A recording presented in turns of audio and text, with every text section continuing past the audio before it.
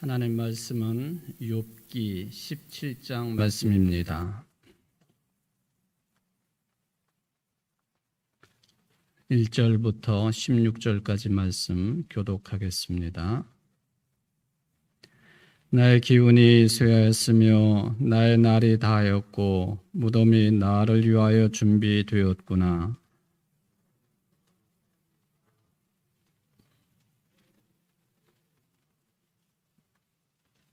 청하건대 나에게 담보물을 주소서. 나의 손을 잡아줄 자가 누구리까?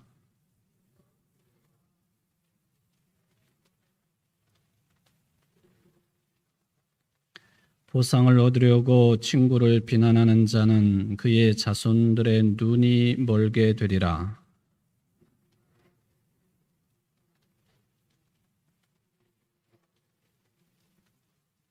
내 눈은 근심 때문에 어두워지고 나의 온 지체는 그림자 같구나.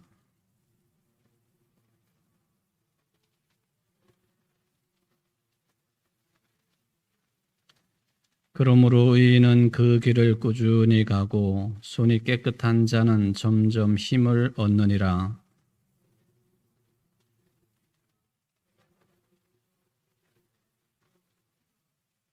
나의 날이 지나갔고 내 계획, 내 마음의 소원이 다 끊어졌구나.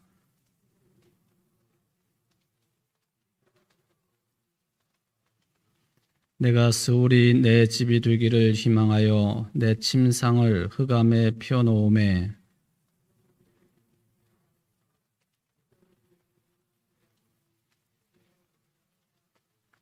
나의 희망이 어디 있으며 나의 희망을 누가 보겠느냐?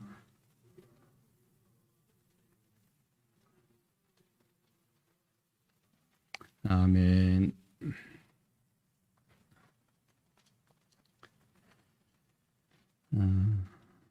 지난 시간에도 잠깐 언급을 해드렸는데요. 이 17장 말씀은 이 전체가 어떤 통일된 주제를 가지고 있다. 그렇게 말하기는 좀 어려운 장이라고 하는 그런 이야기입니다. 그것이 여러 가지 이유가 있겠는데, 역시 이제 구약 성경도 마찬가지고 신약 성경만 해도 이제 년대로 따지면은 지금부터 2000년 전에 또는 2000년 전쯤에 기록된 내용이 신약 성경이지요. 구약 성경은 그거보다도 더 오래전에 글자화됐다 그렇게 봅니다. 물론 처음부터 성경의 내용들이 이 문자화돼 가지고 즉 책처럼 처음부터 만들어졌다거나 그런 건 아닙니다. 이거는 여러분들이 인정을 하든 안 하든 상관없이 이건 정상적인 해석이에요.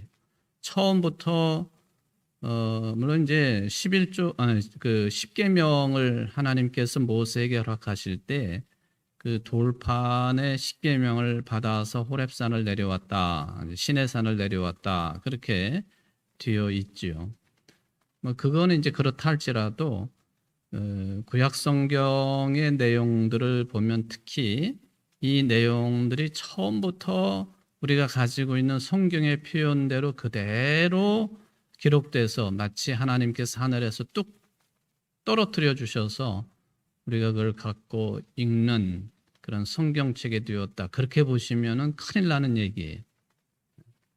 그럼 뭐냐?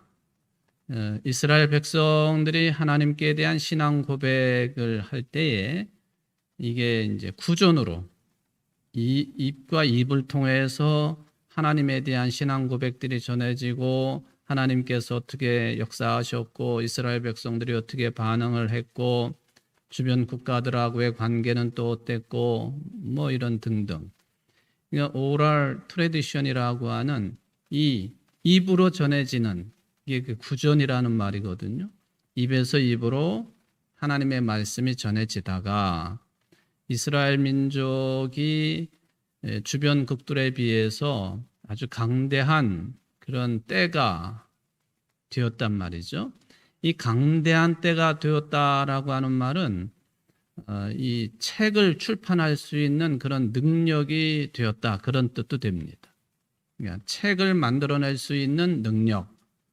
그러니까 여러분 지금부터 한 500여 년 전쯤에 1517년도에 마르틴 루터가 종교개혁의 횃불을 높이 쳐들었는데, 그때만 해도 사람들이 자기네 집에 성경책을 가지고 있을 수가 없어요. 어마어마한 돈을 줘야지 책을 가질 수 있었고, 더군다나 하나님의 말씀인 성경책을 가질 수 있었던 거예요. 그러니까 당시에 신부들, 즉 성직자들 위주로 그 성경책은 라틴어로 된 성경책만을 읽을 수 있을 수밖에 없었어요. 이거는 인쇄술이 발달 안 됐다고 하는 것이 가장 결정적인 문제죠. 그러다가 이제 구텐베르크에 의해서 세계 최초는 아니지만 우리나라의 청주 흥덕사지에서 만들어낸 직지 심경보다도 좀 늦게 서양의 구텐베르크가 금속 활자를 발명을 하고, 그리고는 대량으로 똑같은 내용의 책들을 인쇄물을 만들어내기 시작하면서부터 이제 성경책이 그나마 일반 사람들도 접할 수 있는 그런 책이 되었다. 그건 정설이죠. 그래서 마르틴 루터가 바르트부르크 성에 한 1년 가까이 숨어 있으면서 거기서 이제 라틴어로 된 신약 성경을 독일어로 번역을 하기 시작을 합니다. 그리고는 그걸 가지고 인쇄를 해가지고 독일 사람들에게 쫙 퍼지게 된 거죠. 그러니까 이 종교개혁 운동이 독일 중심으로 이루어졌다고 하는 것은 마르틴 루터가 독일인이기도 하지만은 이게 이제 신약 성경이 독일어 신약 성경, 독일 사람들이 읽을 수 있는 그런 성경책이 나오면서부터 이 종교개혁은 요원의 불길처럼 일어난 것이죠. 그러니 이게 500년 전쯤 그런 일이 벌어졌다 하면요, 수천 년 전에 뭐 성경책이 됐든 뭐가 됐든 간에 인류가 책을 가지고 있다고 하는 것은 거의 불가능한 얘기입니다. 그래서 우리가 유대인들을 참 머리가 뛰어난 민족이라고, 기억력이 아주 뛰어난 민족이라고 이야기하는 것 중에 하나가 바로 이 장대한 성경 말씀을 처음에 다 구전, 입에서 입으로 전했던 민족이에요. 물론 이제 본래부터 머리가 뛰어난 민족이었기 때문에 그랬다, 그렇게 말할 수도 있지만, 이렇게 하다가 보니까 뛰어난 민족이 될 수도 있었던 거예요. 다 외워야 되잖아요. 다 외워가지고 이 성경 구절을 외워서 전해야 되는, 이건 막중한 책임이거든요. 이 민족이 하나님의 거룩한 말씀을 우리 민족에게 제일 먼저 허락하셨으니까 이 말씀을 우리가 전해야 된다. 계속 입에서 입으로 부모가 자식에게, 또 뭐 다른 사람들에게, 또 다른 민족에게도 마찬가지고요. 이러다가 이제 아까 말씀드린 것처럼 국력이 좀 강성해지니까 이게 하나님의 말씀을 더 이상의 오용, 잘못 인용을 하거나 또 잘못 이야기하거나 이런 것들을 방지하기 위해서 이렇게 이제 하나님의 말씀을 글로 표현하기 시작을 하는 거죠. 책으로 만들어내고. 그것도 이제 무슨 염소나 양을 잡아가지고 그 껍데기를 다 벗겨서 그걸 잘 바짝 말려가지고 그 위에다가 글을 쓰는 건 아주 고급스러운 일이었어요. 굉장히 고급스러운 일이었죠. 비싸기도 했고. 이게 되지 아니하면은 어떤 방법이 사용되어졌느냐 하면, 여러분들이 지금 이제 이집트를 그 전에 성지순례 다녀오신 분들은 이집트 가는 곳곳마다 뭘 파느냐 하면 파피루스를 팔았어요. 파피루스. 이 강가에 자라고 있는 식물을 그걸 걷어들여서 그 이제 줄기 같은 것들을 쭉 이렇게 엮어가지고 종이처럼 만들어서 그 위에다가 글을 썼단 말이죠. 종이 이전의 형태, 지금과 같은 종이 이전의 형태. 종이를 제일 먼저, 지금과 비슷한 종이를 제일 먼저 이것을 만들어낸 민족은 이제 중국 사람들이죠. 중국 사람들이고, 이집트 그 근방에서는 파피루스를 가지고 만든 거예요. 그러니까 양 껍데기나 염소 껍데기나 뭐 이런 것 가지고 만든 것에 비해서는 형편없이 질이 떨어지는 겁니다. 시간이 좀 지나면은 떨어져 나가고 뭐 지워지고 뭐 그러는 것이죠. 양피지, 양의 그 표피, 이 껍데기에다가 글을 쓴다 해도 마찬가지입니다. 오래 좀 보관되기는 하지만은 그게 하나님의 말씀을 기록해 놓았는데 중간에 뭐 한자가 없어지거나 또는 한 단락의 뭉투가 없어지거나 또는 그것이 부러지고 해가지고 사라지거나 이거는 충분히 그럴 수 있는 거예요. 성경에 원본이 없을 뿐만 아니라 사본이 있다 할지라도 그 사본들이요 이렇게 저런 이유 때문에 그 원래의 그 내용이 그때 처음부터 끝까지 남아 있는 경우가 거의 없다는 거죠. 그런 걸 생각해 보면요, 하나님의 말씀이라고 하는 것이 이 문자로 표현되면서 또 뭐 서기관들이 그런 일을 위해서 탄생된 사람들인데 하나님의 말씀을 기록으로 남겨놓는 사람들이잖아요. 서기관, 서기. 이런 사람들을 이제 뭐 한 사람이 서가지고 하나님의 말씀을 말로 표현을 하면은 여러 명의 서기관들이 그 내용을 똑같이 기록을 남기는 경우도 있고 또 한 사람이 그 일을 하는 경우도 있고 그런데 이것이 말하는 사람의 그 표현을 100% 그대로 적었느냐? 그는 우리가 한번 질문을 해봐야 됩니다. 하나님의 말씀은 살아있는 말씀이지만 사람들이 이 말씀을 전하고 또 전하면서 군데군데 빠진 부분도 생기게 되고 그런 부분들을 나중에 신학을 공부한 사람들이 또는 하나님의 말씀을 연구하는 사람들이 앞뒤의 표현을 보니까 또 전체적인 맥락을 보니까 이 빠진 부분은 이 표현, 이 단어 이런 내용일 것이다 해가지고 메꾸는 경우도 수두룩하다는 거예요. 이게 이제 여러분들의 신앙을 시험하고자 이런 말씀을 드리는 게 아니라 여기 17장 말씀을 드리면서 다른 그 장에 비해서 이 욥기 17장의 내용이 그런 연결되지 아니하는 그냥 읽으면은 잘 모르지만은 전문적으로 연구하시는 분들이 이 17장을 읽을 때 이게 참 어색한 내용이 중간에 끼어 있거나 표현들이 있거나 또는 뭐 단어상의 이 구조가 아주 어색하다거나 이게 17장이 좀 두드러진다 하는 그런 얘기입니다.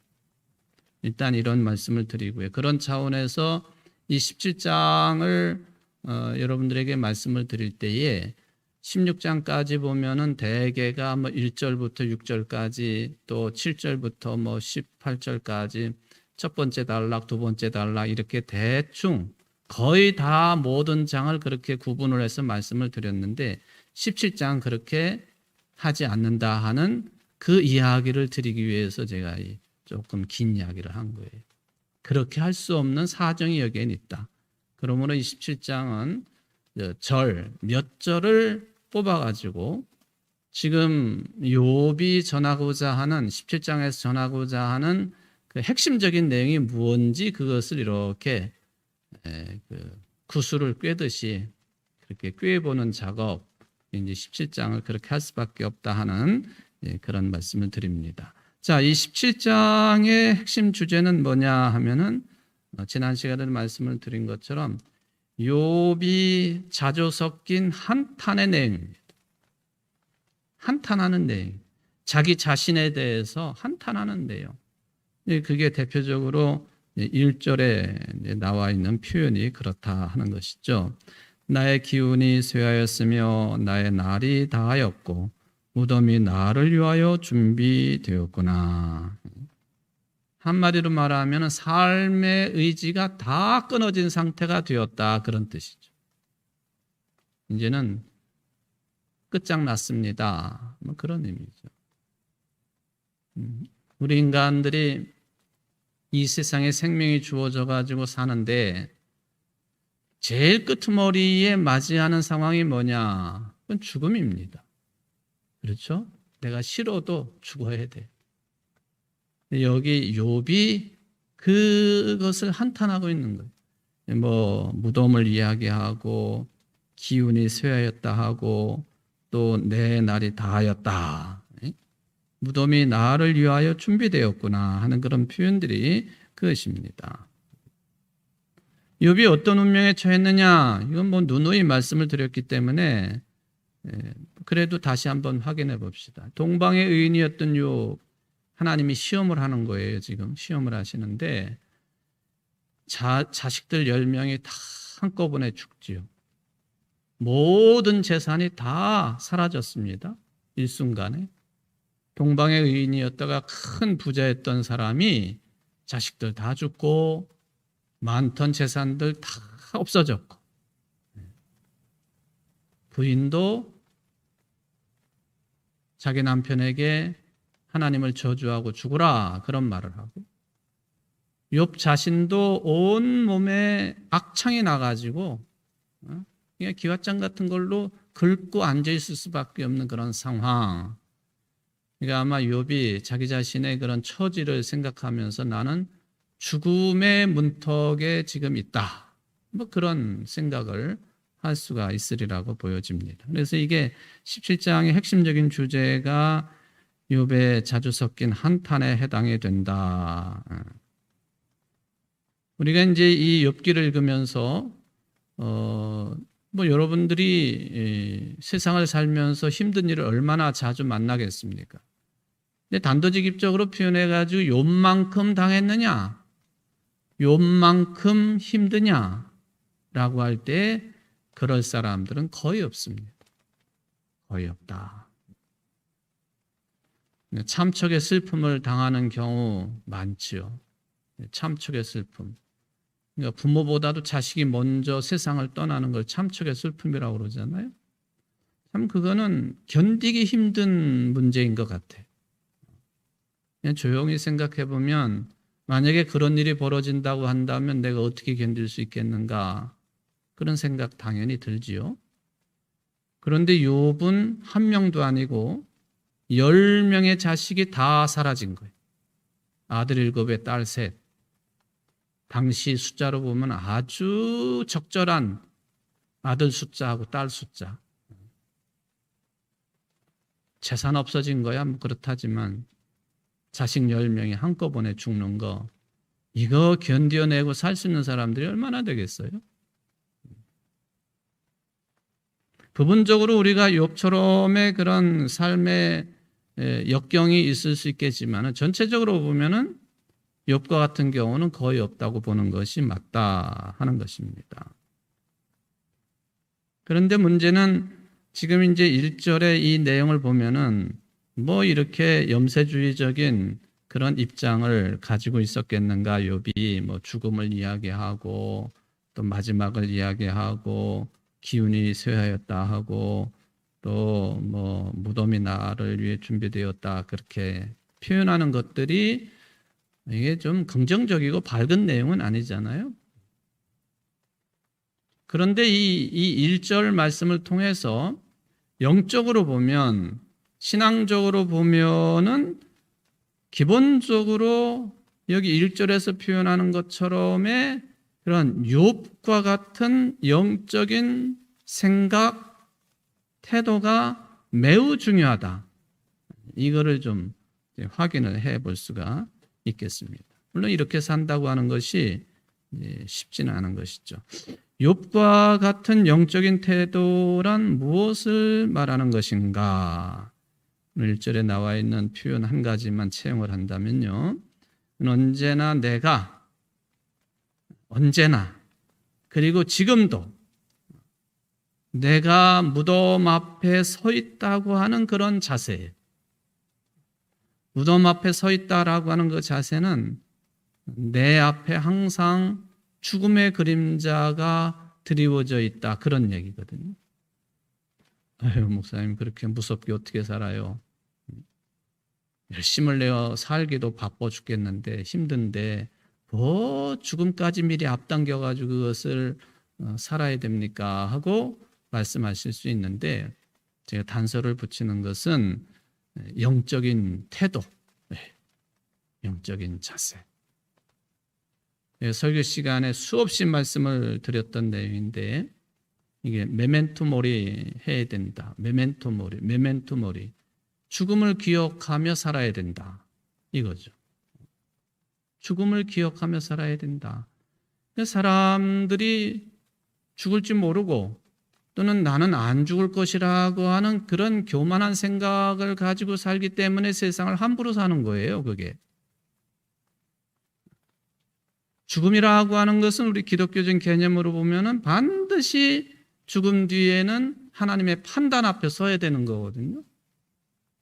그러니까 이 죽음을 생각하지 아니하고 죽음을 전혀 염두에 두지 아니하고 산다고 하는 것은 내 마음대로 살겠다는 것이고 제대로 살지 않겠다고 하는 그 배경이 들어있는 거예요. 이거 내 마음대로 살지요. 멋대로, 함부로. 함부로 살아서는 안 되는 거거든요. 생각도 마음도 뭐 다 그렇지만 이 몸뚱아리조차도 함부로 굴려서는 안 되는 거다, 그런 얘기예요. 죽음을 염두에 두지 않고 사는 사람들 무책임하게, 좀 더 구체적으로 말하면 그러니까 세상을 윤리도덕하고는 멀리하고 사는 거죠. 인간으로서의 품위, 이런 것들은 염두에 두지 아니하고 살아가는 거예요. 내가 반드시 죽는다. 또 기독교적인 신앙으로 말하면은 죽으면 반드시 내가 하나님 앞에 서서 심판을 받게 되어 있다. 그걸 생각하면은,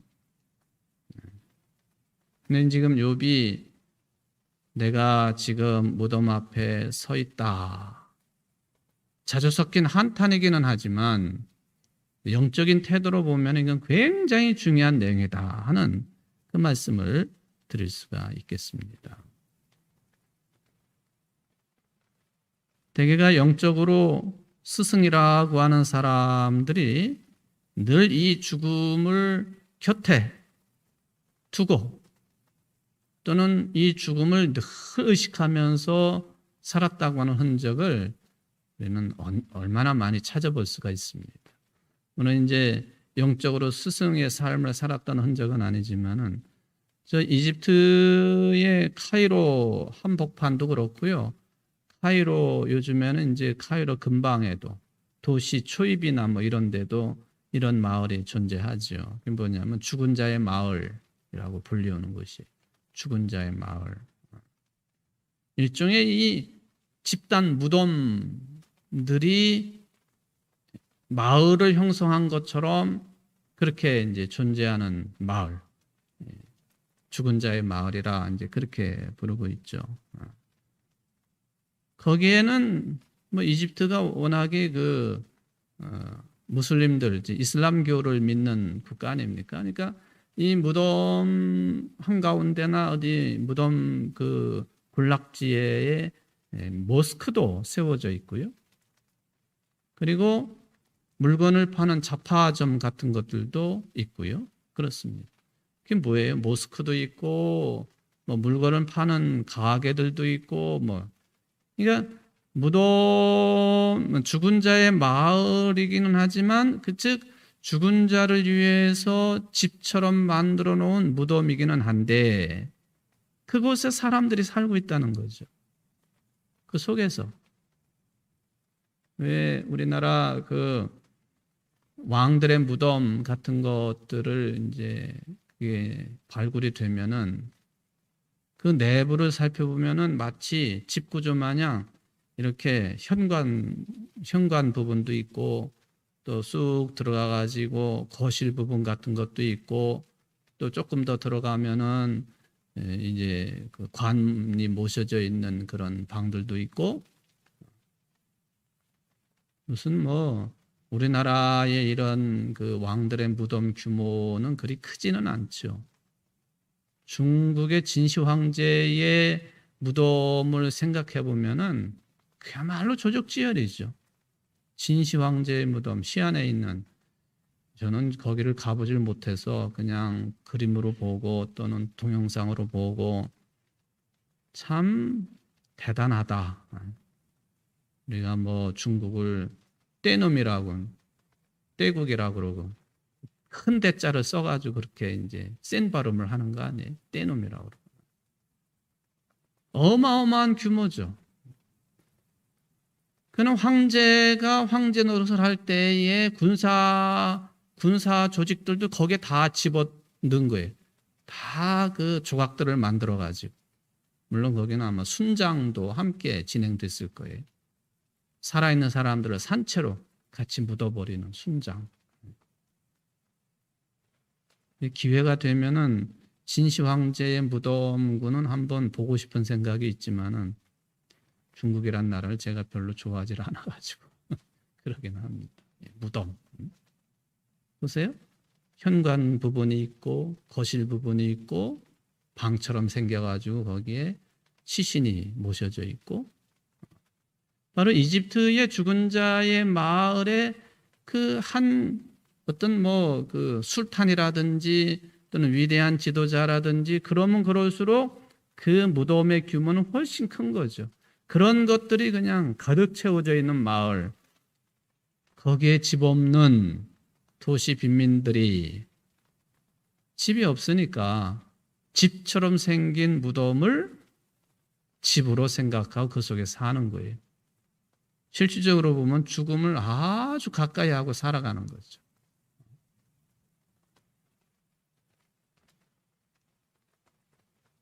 시골에서 뭐 해먹을 것이 없으니까 도시로 올라와요. 우리나라도 뭐 이전에 지금도 비슷하긴 하지만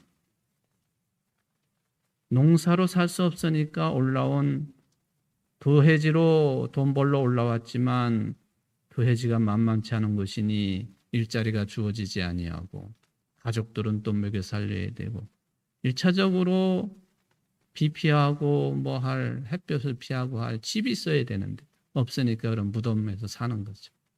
실질적으로 이 무덤, 죽은 자의 마을이 그렇다 하는 것을 알 수가 있습니다.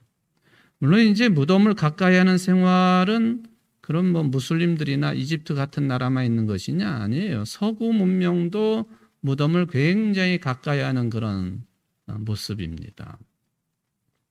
가깝게는 우리 기독교인들은 가장 거룩한 무덤, 예수님께서 십자가에서 내려져서 이제 우리 식대로 하면 염을 했던 그 돌판 있잖아요.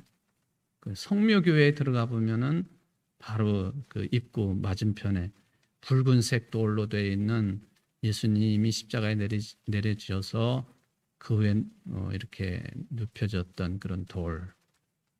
거기서 이제 아리마다 요셉의 그 사용하지 아니한 무덤으로 예수님이 시신을 옮긴 거 아니에요? 그게 이제 성묘교회예요. 성묘교회.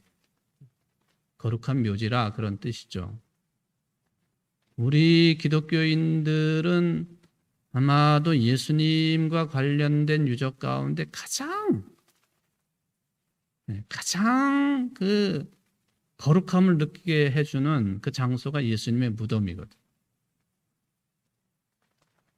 근데 저는 그 안에까지 한 번도 못 들어가 봤어요. 지난번에도 못 들어가 봤어요. 또 사람들이 줄을 서가지고 거기 들어가려고 하니까 스케줄에 쫓겨가지고 그 안에 들어갔다 나오려면 몇 시간이 소요가 되니까. 또 서양의 성당들을 가보면 어느 성당이나 오래된 성당들은 그 성당, 그 채플 바닥은 거의 다가 유명 인사들 또는 성직자들의 그 시신이 안치되어 있어요. 다. 그러니까 거기를 밟고 지나가는 거죠. 밟고 지나가는. 안 그러면은 성당 벽에 그런 그 돌로 된 관들을 해가지고 이렇게 안치를 해놓고 그러죠. 예배 드리러 갈 때마다 그걸 다 이제 목격을 하고 만지기도 하고 그러는 거죠. 우리나라 사람들은 이런 시설들을 혐오 시설이라고 그러잖아요. 혐오 시설.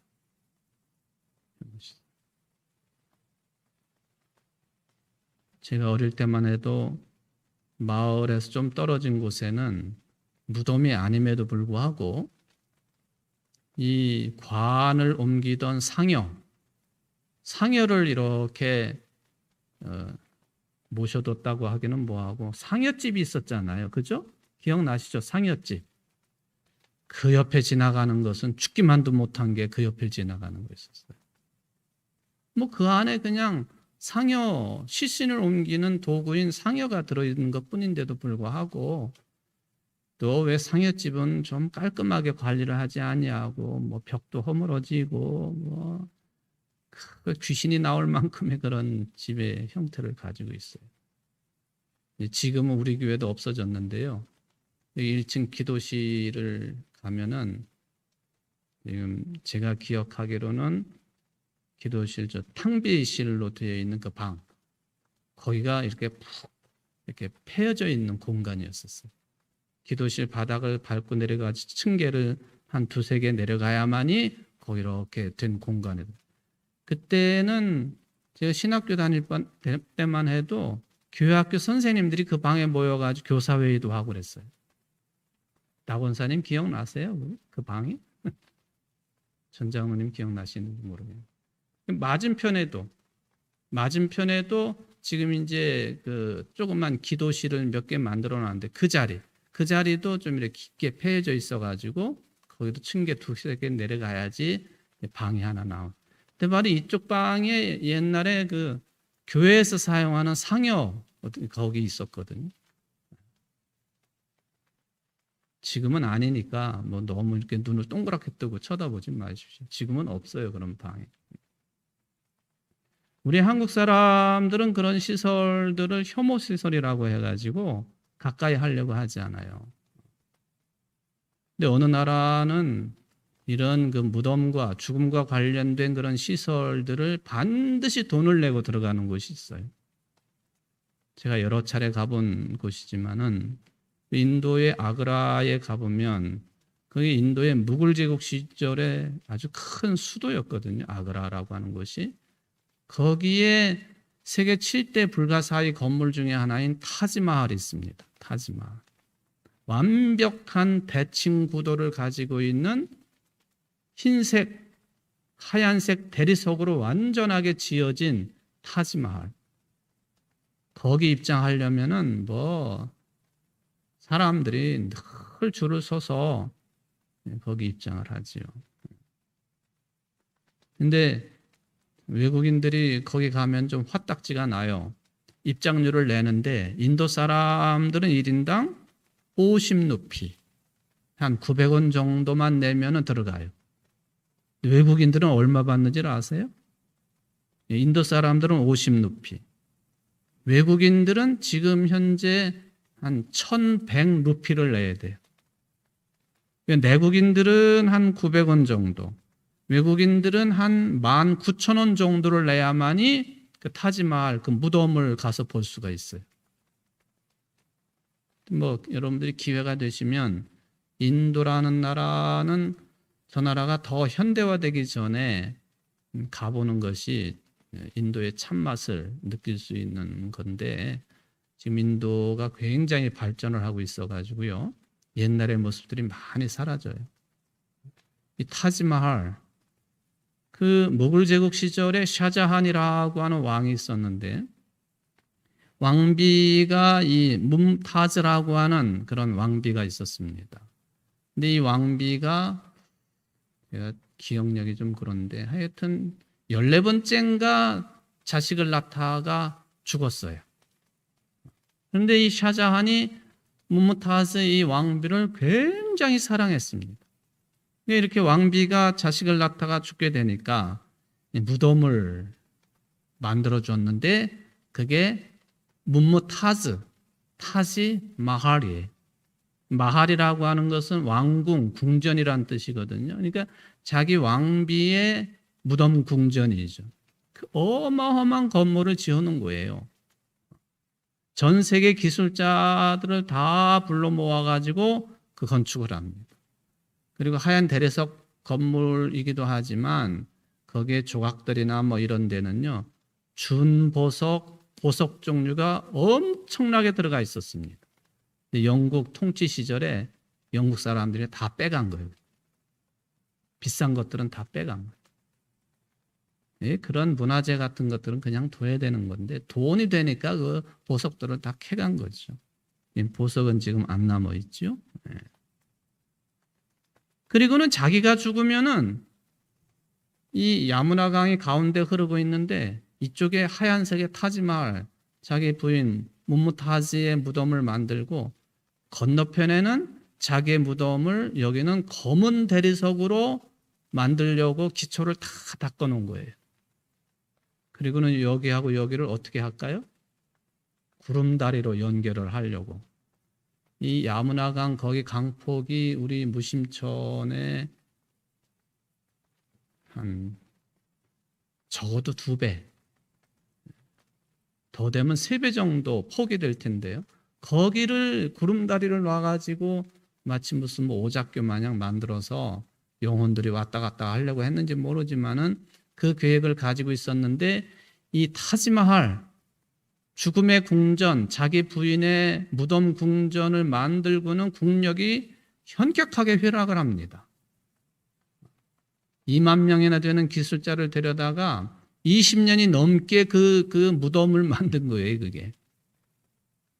그래가지고는 자기의 막내 아들, 아우랑제브라고 하는 막내 아들이 쿠데타를 일으켜가지고는 그 아버지를 그 옆에 2km 떨어져 있는 아그라 성에다가 가둬버렸어요. 거기서 죽어요. 아그라 성에서 이렇게 바라보면은 2km 떨어졌으니까 야무나 강을 넘어서 그 자기 부인의 타지마할 무덤이 이렇게 보여요. 아슬하게 보여요. 아들에 의해서 아그라 성에 갇혀 있다가 생을 마감하죠. 이게 다 죽음의 문화예요. 죽음의 문화. 우리 민족이 이런 죽음에 관한 것들을 참 혐오시설로 생각을 하는 민족이긴 한데, 그런데 죽음하고 가장 가까운 삶을 사는 민족일 수도 있어요. 무슨 말이냐 하면은 여러분들이 이제 생각 없이 이런 그 말을 자주 사용을 하시죠. 아유, 오늘 굉장히 더웠죠? 그럼 그냥 더웠다가 하지 않고 뭐라고 그래요? 더워? 죽겠다 그래요. 더워 죽겠다 그래요. 배고프면은 배고파 죽겠다 그래요. 반대로 배부르면은 배불러 죽겠다 그러고, 추우면 추워 죽겠다 그러고, 더우면 더워 죽겠다 그러고, 뻑하면은 뭐해 죽겠다고. 이 말은 죽음하고 굉장히 가까운 생활을 하고 있는 게 우리들이죠. 그러면 우리나라의 사상가 중에 이분도 이제 기독교인이죠. 근데 우리의 일반적인 신앙관하고는 아주 독특한 신앙관을 가지고 있는 분인데요. 우리나라 사상가 가운데 2분을 이야기하면 이 2분의 관계가 사제지간입니다. 함석헌 선생님이라고 계시잖아요. 이분에 대한 긴 설명 안 드리겠습니다. 이 함석헌 선생님은 크리스찬인데 무교회주의자예요. 네. 그래도 어떤 교를 이야기하면 퀘이커 교도였죠. 함석헌 선생님이. 근데 이 함석헌 선생님의 스승이 있어요. 유영모 선생님이라고. 유영모. 매우 유명한 분입니다. 네, 이제 페이스북에 보면은 그분의 사상을 이렇게 따르는 사람들의 페이스북이 있어요. 그거를 이제 글이 올라올 때마다 이렇게 살펴보면은 어려워서, 너무 내용이 어려워서 이게 무슨 의미일까? 왜냐하면 이분이 이 기독교 신앙하고 동양 사상을 이렇게 잘 엮는 분이기 때문에 이 동양 사상을 모르고는 이분의 주장을 이해하기가 쉽지가 않아요. 근데 이제 유영모 선생님이 이분이 51살에 아내하고 해혼식을 합니다. 해혼식. 왜 최근에 어떤 그 나이가 많으신 그 탤런트 겸 배우 한 분이, 남자분이 졸혼을 했다고 해가지고 화제가 됐잖아요. 졸혼. 졸혼이 뭔 줄 아세요? 결혼해서 졸업했다 그래가지고 졸혼이에요. 졸혼. 법적으로 뭐 이혼한 거는 아니고, 법적으로는 부부지만은 말하자면 이게 별거 생활처럼 생활하는, 그렇다고 사이가 나쁘거나 한 건 아니에요. 일본에서 들어온 풍습으로 알려져 있는 졸혼. 그런데 이 유영모 선생님은 해혼식을 했습니다. 해혼식.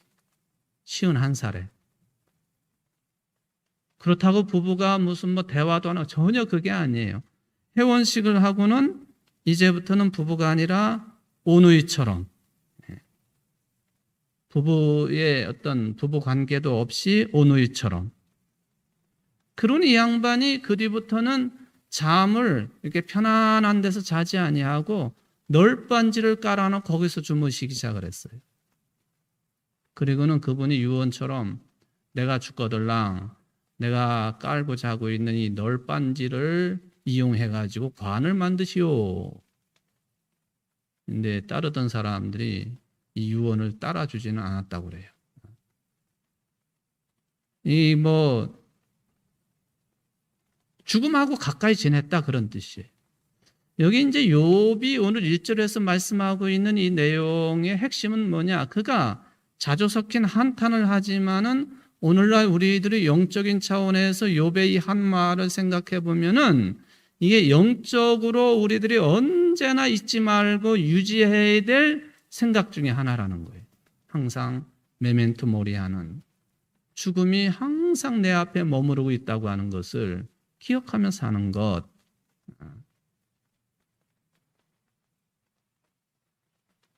다시 한번 인도 사람들 이야기를 좀 드리겠습니다만, 인도의 힌두교의 아주 철저한 인도 사람들은 인생을 4단계로 나누어요. 다 설명을 드리지 않겠습니다. 첫 번째 단계가 학생기, 두 번째 단계가 가주기. 학생 그야말로 인생도 공부하고 뭐 지적인 수업을 쌓고 하는, 이 가주기, 이것은 집에서 결혼을 해가지고 가정을 꾸린다 하는 거예요. 임석이, 이 세상에서 의무를 다하고 해탈을 추구하기 위해서 모든 소유를 버리고 수행을 하는 시기, 이게 임석이라고 부르고 있습니다. 마지막 단계가 유행기예요. 유행기. 이 유행기는 실제적으로 말하면은 죽음을 기다리는 어떤 고요한 때, 정말로 이렇게 지내는 사람들이 인도에는 굉장히 많아요. 그 인도의 겐지스강, 인도 하면은 늘 보여주는 그 화장터가 있고 뭐 그런 겐지스강, 그 주변에는 죽음을 기다리는 사람들의 집이 무수하게 많아요. 부자건 가난하건 또 뭐 남자건 여자건 상관없이 그 음식들이 어디서 제공이 되고 죽음을 기다려요. 자식들은 가끔 와가지고 사람 나 죽었나 살펴보고 대화하고 가고. 왜? 겐지스강에 죽어가지고 이 몸을 씻는 것이 구원을 받는다라는 믿음을 가지고 있기 때문에 이 겐지스 강변에는 이 유행기를 보내고 있는 수많은 사람들이 있어요. 우리하고 신앙은 다르지만 죽음을 적극적으로 기다릴 줄 아는 이 힌두교의 사상적인 배경이 있다 하고 그렇게 이야기를 해볼 수가 있겠습니다. 우리의 인생을 어차피 마감을 하면 육체적인 죽음은 당연히 오게 되어 있는데, 건강할 때도 아무것도 부족함이 없을 때라도 우리는 항상 이 죽음을 늘 기억하면서 거기에는 바르게 살아야 되겠다 하는 그것도 있겠고요. 그리고 두 번째로는 신앙적으로 나에게 생명을 주신 분, 그리고 생명을 주신 주인이시기 때문에 내 생명도 거두어 가실 분은 여호와 하나님이시라고 하는 신앙이 작동하지 않고서는요, 죽음을 이렇게 앞에 두고 살 수는 없는 거예요.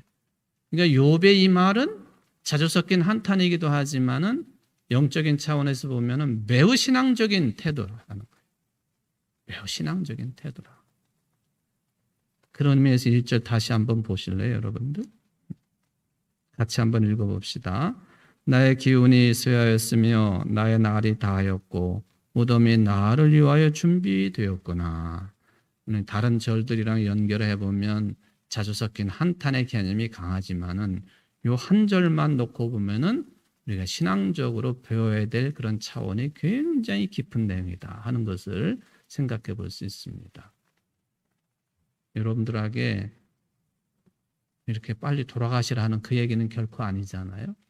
네, 건강하게 살아있을 때에도 내 생명을 허락하시고 거두어가실 하나님을 늘 기억하며 잠시도 잊지 아니하고 살아가는 그 태도가 중요하다 하는 그 말씀을 드린 거예요. 그게 성숙한 신앙입니다. 여러분들이 모두가 그런 주인공 되시기를 간절히 바랍니다. 기도하십시다. 고마우신 하나님 아버지, 오늘 욥기 17장 1절 말씀을 중심으로 생각해 보았습니다. 주님, 저희들은 늘 부족하여서 언제나 젊을 것 같고 언제나 건강할 것 같고 또 언제나 먹고 사는 문제 없을 것 같고 그렇게 나 혼자서 스스로 잘 살 것 같지만은 주님, 우리에게 생명을 주신 하나님이 계시고 또 인도하시는 하나님, 우리의 마감 시간을 예비하신 하나님, 이 하나님을 저희들이 신앙 고백하며 살 때에는 언제라도 지금의 모습이 바로 죽음과 동행하고 있음을 늘 기억하면서 겸손한 모습으로 생명의 하나님을 찬양하며 살기에 부족함이 없는 우리가 되도록 하기 위한 욥기 17장 1절 말씀으로 받아들입니다. 우리 모두에게 이와 같은 성숙한 신앙의 삶이 이루어질 수 있도록 주님 말씀에 순종케 하시고 주의 성령과 동행하는 이 자리에 함께한 모든 성도들이 될 수 있도록 믿음의 축복을 충만하게 허락하여 주옵소서. 예수님의 이름으로 간절히 기도하옵나이다. 아멘.